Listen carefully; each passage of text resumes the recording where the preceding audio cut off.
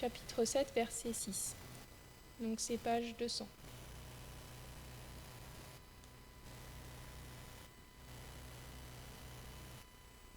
Om Namo Bhagavate Vasudevaya.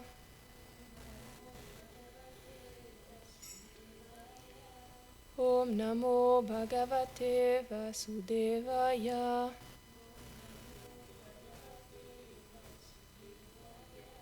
Om Namo Bhagavate Vasudevaya.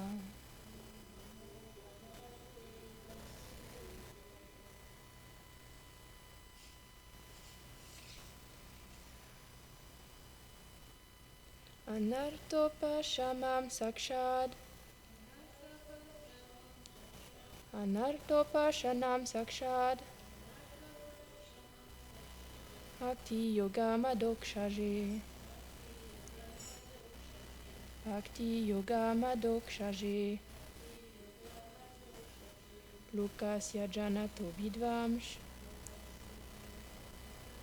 Lokasya janato vidvamsh. Chakre sattvata samhitam. Chakre sattvata samhitam. Anartopashamam sakshad. Bhakti yoga madokshaje. Lokasya janato vidvamsh. Chakre sattvata samhitam.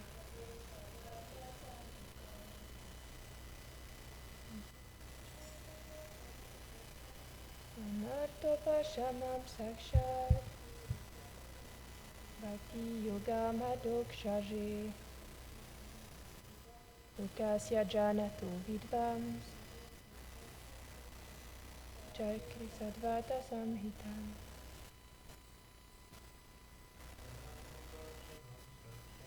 Anartopashamam sakshad. Bhakti yoga madokshaje. Lokasya janato vidvams. Chakre sattvata samhitam. Traduction. Réalisant que le pur service de dévotion offert au Seigneur était le seul moyen pour libérer les âmes de leurs afflictions, Vyasa composa dans sa miséricorde infinie et sans cause le Śrīmad Bhagavatam pour l'éternel bien-être du peuple qui demeure dans l'ignorance. Commentaire. Selon Srila Vishwanath Chakravarti Thakur, Vyasa vit d'abord le Seigneur dans son aspect complet, avec toutes ses émanations. Il perçut son énergie interne avec ses différents aspects comme Vimala et Utkarshni, qui sont des manifestations de sa beauté. Il vit ensuite l'énergie externe, Maya Shakti, derrière le Seigneur. Puis il aperçut dans le Seigneur la dévotion, l'élément principal et le plus puissant de l'énergie interne qui peut détruire l'illusion causée par l'énergie externe. Cette dévotion découle de son énergie de miséricorde et a ainsi le pouvoir d'attirer le Seigneur. À travers toutes ces choses, Vyasa comprit ce qui pouvait sortir les âmes conditionnées de l'ignorance, cette maladie matérielle, le remède étant le service de dévotion, le Bhakti Yoga, car celui-ci peut détruire l'existence matérielle. Finalement, il rédigea l'écriture Vaishnava appelée le Śrīmad Bhagavatam, qui révèle tous ces sujets pour le bénéfice des âmes recouvertes par l'ignorance. Tous ces thèmes seront expliqués davantage dans les commentaires sur les prières des Védas. 10.87.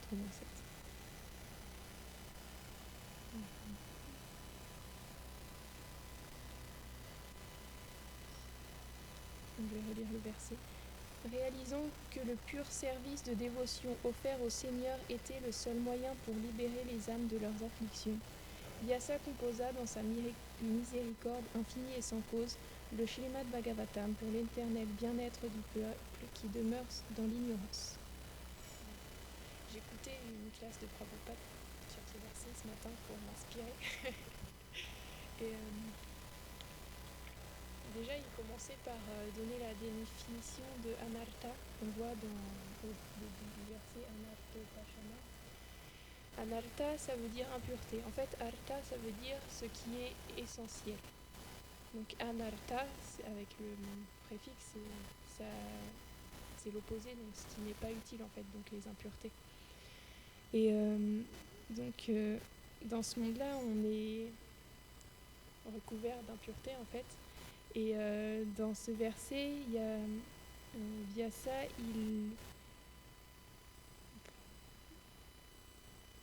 il comprend, on va dire, même s'il le savait déjà, puisque c'est une incarnation de Krishna, donc évidemment il le sait déjà, mais dans ce verset, on peut comprendre la seule manière de se défaire de toutes ces impuretés, qui est donc le service de dévotion, le bhakti yoga. Donc en fait, dans ce monde matériel, comme on est complètement emmêlé à travers toutes les actions qu'on peut faire. Dans sa classe, Prabhupada disait que c'était comme, par exemple, si on veut construire un gratte-ciel.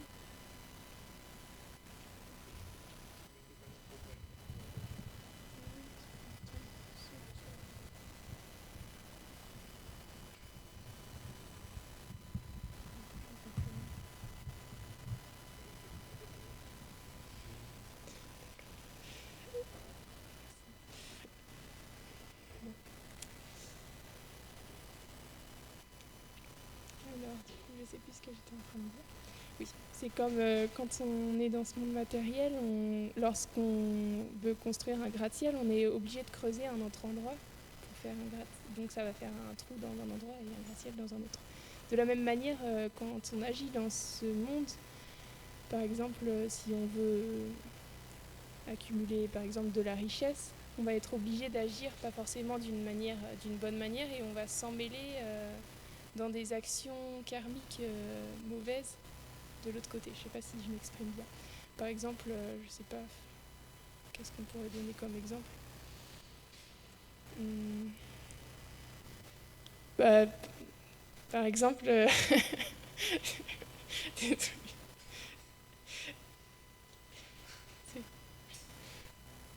mais,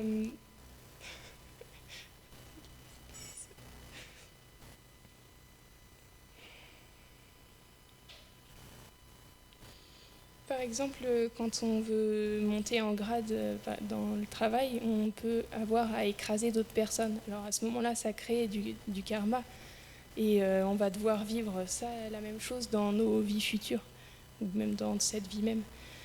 Donc on ne peut pas agir d'une manière à se démêler de ce karma dans ce monde. Et c'est pour ça que Vyasadev, il a compilé le Srimad Bhagavatam, parce que le seul moyen de se défaire de tout ça, c'est le Bhakti Yoga.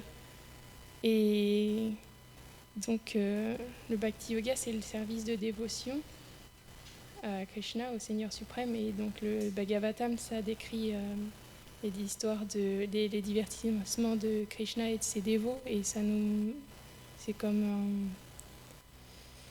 aide à comprendre ce monde déjà, et à comprendre Krishna aussi, donc où on est et vers quoi on doit viser, ce vers quoi on doit tendre. C'est ça. Et donc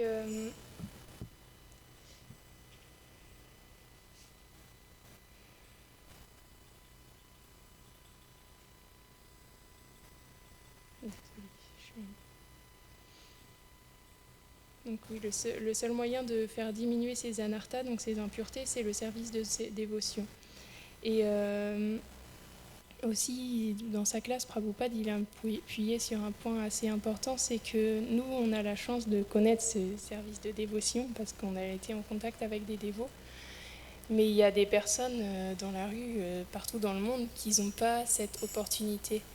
Donc c'est pour ça que c'est important de distribuer les messages, pour juste donner une opportunité aux gens de pouvoir adopter ce bhakti yoga, même si... Enfin, juste proposer en fait, parce que tant qu'ils connaissent pas, d'une certaine manière, nous on est fautif, parce que si on le connaît et qu'on le distribue pas, c'est comme si on avait un trésor mais qu'on était un peu avare. Alors que si on le distribue, on peut donner à d'autres personnes cette opportunité de prendre cette chance, parce que la vie humaine, finalement, c'est une chance. C'est, donc, car le service de dévotion, du coup, il permet de nettoyer aussi le mental qui a été depuis des vies et des vies pollué par plein d'impressions et avec lequel on a tendance aujourd'hui au lieu de se tourner vers Krishna, on se tourne vers notre propre plaisir. Parce que vu qu'on est éloigné de Krishna, on essaye de se satisfaire, mais on est incomplet. Donc on ne peut pas jouir si on est incomplet en fait. Et on essaye de se combler avec d'autres personnes et d'autres objets qui sont eux aussi incomplets, qui n'ont pas de substance, qui ne peuvent pas nous combler parce qu'on est fait juste pour être connecté à Krishna qui lui est complet et infini. Donc évidemment on ne peut pas se satisfaire dans ce monde et c'est pour ça qu'on va toujours plus loin pour essayer de goûter quelque chose. Et finalement on se rend compte qu'il n'y a pas de saveur. Mais c'est ce qui nous pousse aussi à agir de cette manière-là, c'est qu'on a complètement oublié, justement parce qu'on a choisi de l'oublier, parce qu'on voulait prendre la place de Krishna. Mais ce qui nous permet d'être dans cette condition, c'est le fait qu'on soit recouvert aussi par Maya.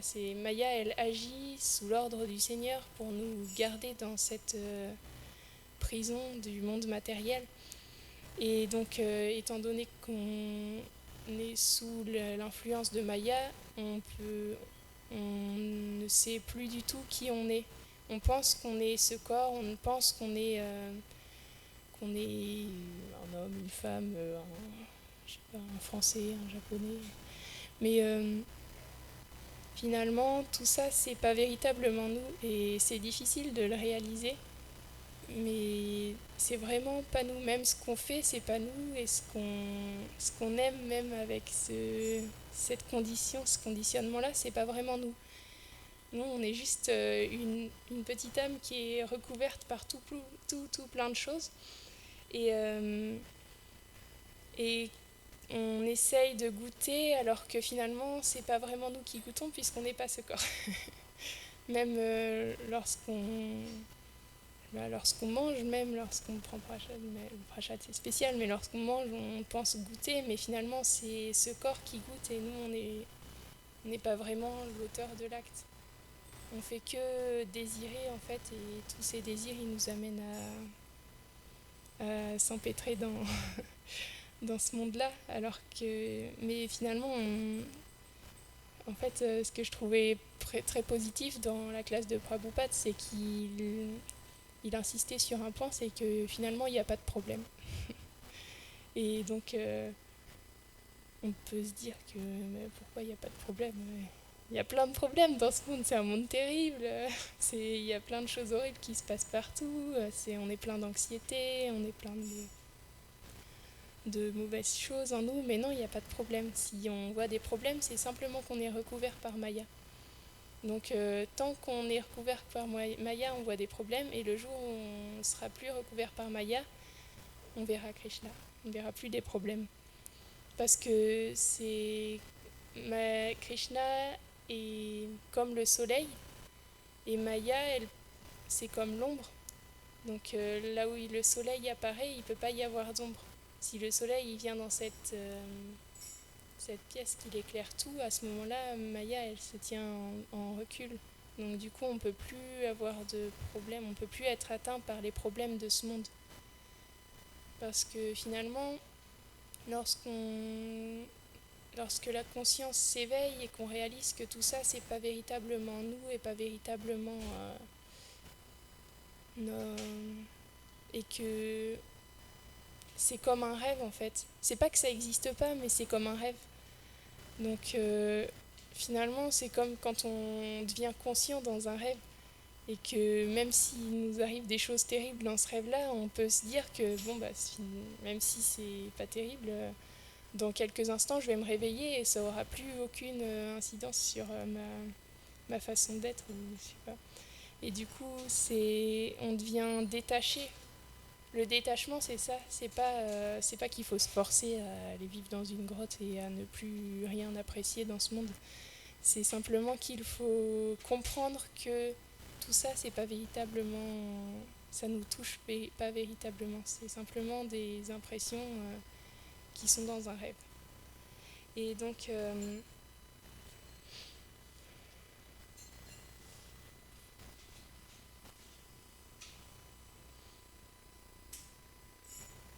c'est pour ça que si important de prendre à cœur la conscience de Krishna. C'est Rasamani qui parlait de ça dans sa classe l'autre jour.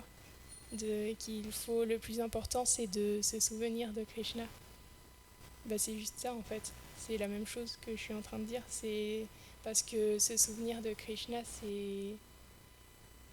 c'est éloigner Maya de force en fait. Enfin, c'est si on se souvient de Krishna, alors on est situé automatiquement dans notre condition éternelle, puisque notre condition éternelle, c'est de toujours se souvenir et de toujours servir Krishna. Donc automatiquement, on sera plus touché par les problèmes de ce monde. Et ça paraît tellement logique d'un côté que on nous le répète tous les jours. Bon, si tu penses à Krishna, si tu prends à cœur tout ça et si tu te détaches de ce corps, à ce moment-là, tu n'auras plus de problème, tu seras simplement situé dans le service pour Krishna. Mais pourquoi c'est si difficile? Pourquoi on n'y arrive pas comme ça? Bon, voilà, ça y est, c'est bon, je suis libérée des problèmes de ce monde. Tout simplement parce qu'on n'arrive pas à s'abandonner tellement. On n'arrive pas à lâcher prise, à s'abandonner. Et Prabhupada, il disait, on n'accepte pas la proposition de Krishna qui nous dit de nous abandonner. on veut contrôler notre vie, on veut contrôler on veut encore profiter tout simplement, parce que tant qu'on pense qu'il y a un bonheur dans ce monde, on ne peut pas véritablement s'abandonner. Et tant qu'on n'a pas goûté quelque chose de supérieur, on ne pourra pas véritablement réaliser qu'il n'y a aucun bonheur dans ce monde. Donc on pourrait se dire, mais c'est un cercle vicieux, alors à ce moment-là, comment je fais? Parce que je ne peux pas m'abandonner tant que j'ai rien goûté, mais je peux rien goûter tant que je ne me suis pas abandonnée. Ben, en fait, c'est tout simple. Les Krishna, dans ce monde-là, il envoie ses purs dévots pour nous aider. Et ces dévots, ils ont la particularité d'avoir une miséricorde sans cause. Donc ça veut dire que sans cause, donc on n'a pas besoin de la mériter en fait. Juste ils viennent et ils nous donnent par leur association, par leurs paroles, par juste leur présence, ils nous donnent un goût supérieur à ce monde matériel. Et c'est ce goût-là qui peut nous tirer de ce monde-là et qui peut nous tirer de cette illusion de croire que dans ce monde, finalement, on peut profiter de quelque chose. Et grâce à ce petit goût, on va avoir un enthousiasme qui va grandir et on va pouvoir pleinement prendre à cœur cette conscience de Krishna, ce service de dévotion. Et pleinement, finalement, s'abandonner, parce que s'abandonner, même si dans le monde matériel, je pense que s'abandonner, ça peut être difficile à accepter, parce qu'on veut contrôler notre vie. Mais dans le monde spirituel, c'est l'opposé.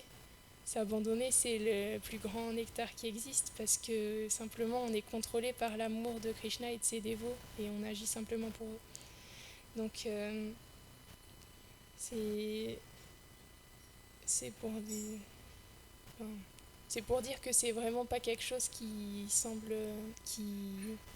qui nous emprisonne, au contraire, ça nous libère.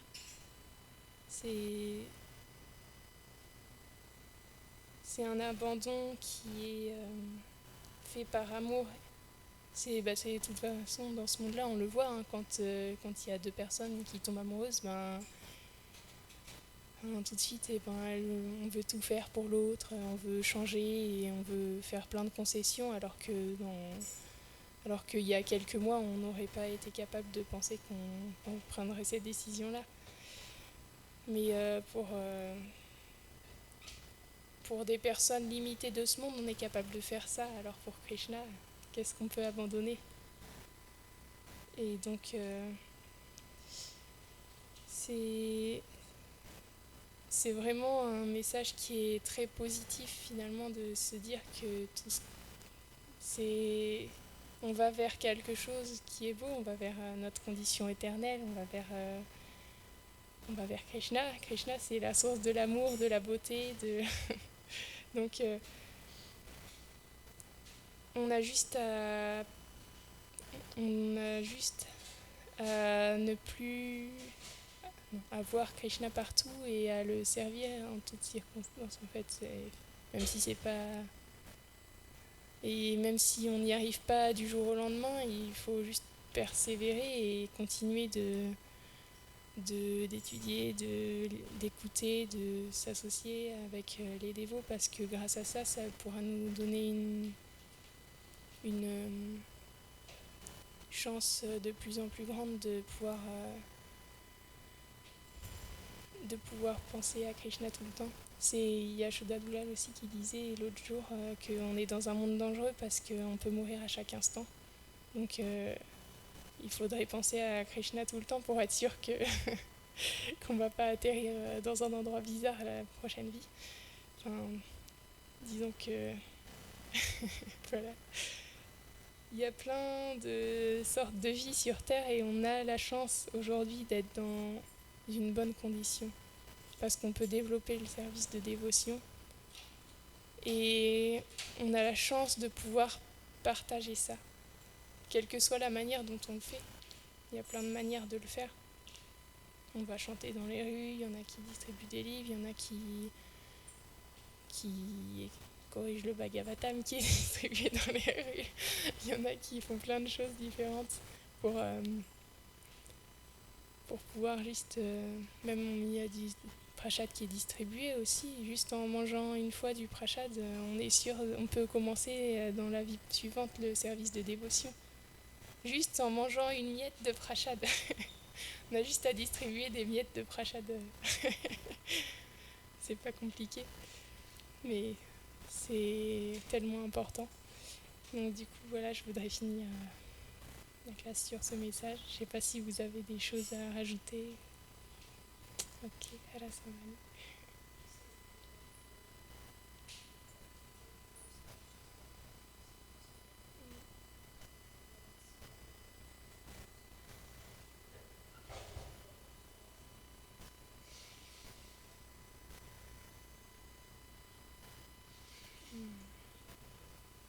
Rasamani, elle demande, parce que j'ai dit qu'il n'y avait pas de problème et que finalement dans ce monde il n'y avait pas de problème, mais qu'est-ce qu'on doit faire si aujourd'hui on n'est pas abandonné et qu'on a ces problèmes ? C'est une bonne question.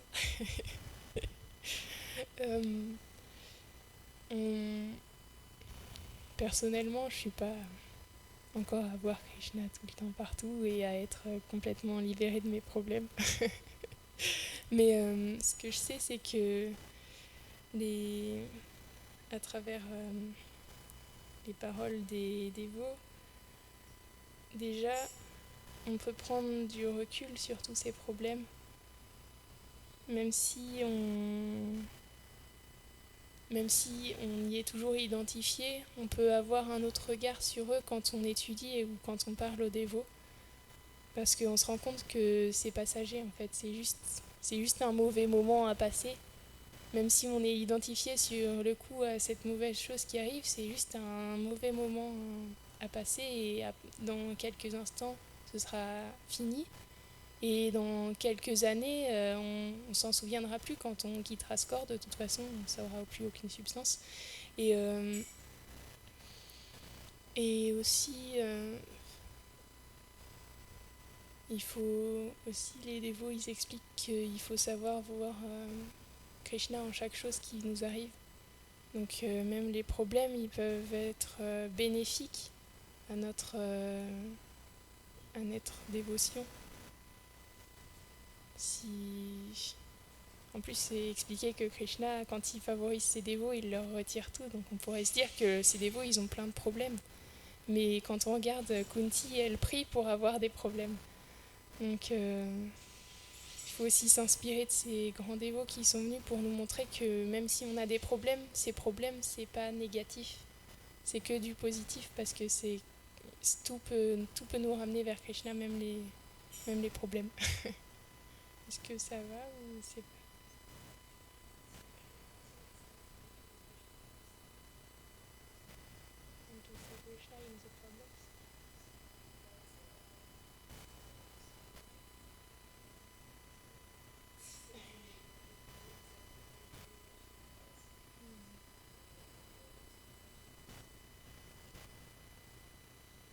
Alors, Rasamani pose une autre question.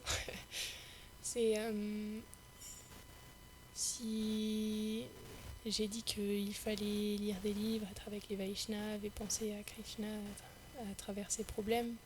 Mais qu'est-ce qu'on fait? Parce que des fois, on n'a pas le mental là-dedans. En fait, quand on est dans nos problèmes, on n'a pas envie de lire des livres ou de s'associer ou de faire. On est simplement absorbé par ce problème. C'est expliquer que le mental, il peut être notre meilleur ami comme notre pire ennemi. Et le mental, il est contrôlé par l'intelligence. L'intelligence spirituelle, parce que l'intelligence matérielle, c'est autre chose. L'intelligence spirituelle, elle se cultive aussi à travers les livres, à travers les enseignements. Et donc, si on n'a pas cette intelligence spirituelle, on se fera emporter par le mental. Et on reviendra et ça fait comme des vagues. On voit, on a des moments où on est bien dans notre dévotion et des fois on est dans des creux et c'est difficile, mais on continue quand même. Mais il y en a le mental qui est malade. Et du coup on se sent pas bien et on a des fois plus envie de faire d'efforts parce qu'on est découragé, mais ça c'est simplement notre mental qui est dans une mauvaise condition. Et si on continue malgré tout et si on continue à cultiver notre intelligence spirituelle, finalement on sera capable de ne plus écouter notre mental dans ces moments-là, dans les moments où il nous dit que non, j'ai pas envie de lire et j'ai pas envie d'écouter les instructions, les conseils des dévots. C'est simple, seule l'intelligence peut nous permettre de sortir.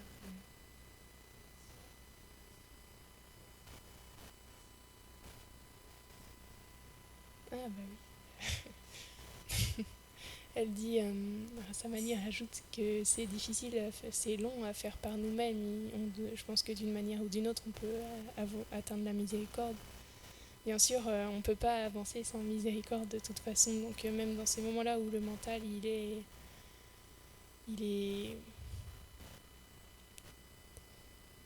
ne sais pas comment dire, il est plus fort, ouais. On peut simplement chercher la miséricorde des Vaishnavas et eux, ils nous donnent la force de sortir de ce mauvais pas aussi.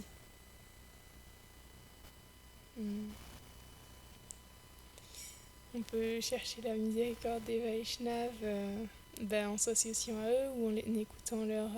mais c'est la même chose que je disais tout à l'heure. Finalement, c'est lire des livres ou écouter leurs paroles.